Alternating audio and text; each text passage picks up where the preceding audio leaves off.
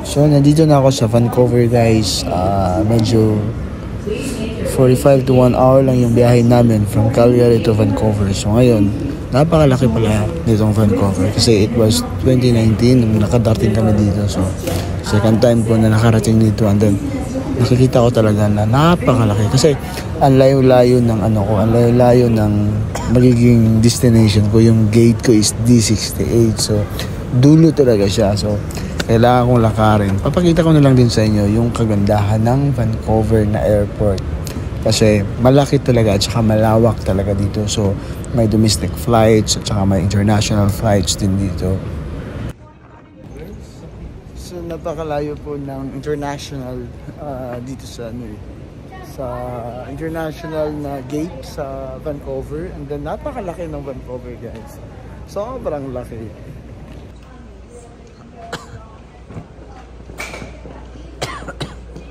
Buti na lang, guys, na yung dala ko na bag is isa lang, and then isa yung yung trolley ko. So hindi siya masyadong ganoon kasagabal sa paglalakad.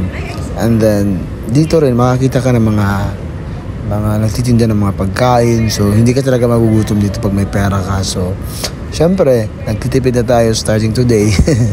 Kasi alam mo naman na magastos talaga itong magbakasyon. So you will be spending money.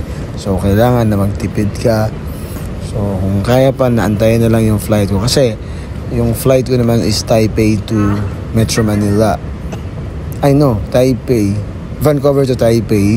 Mga around 12 hours yun eh. So, and then Taipei to Manila. So mga 3 to 4 hours na lang yan. So ganun yung dito. So international kasi ako. So kailangan kong tuntunin yung number 68 na yun.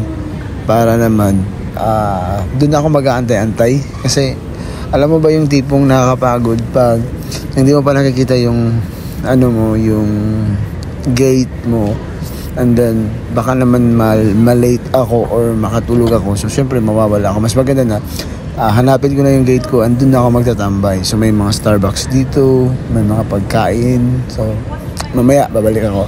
Kailangan ko munang tuntunin yung gate number D68 para naman doon ako mag-aantay, and then at least alam ko na kung saan ako pupunta.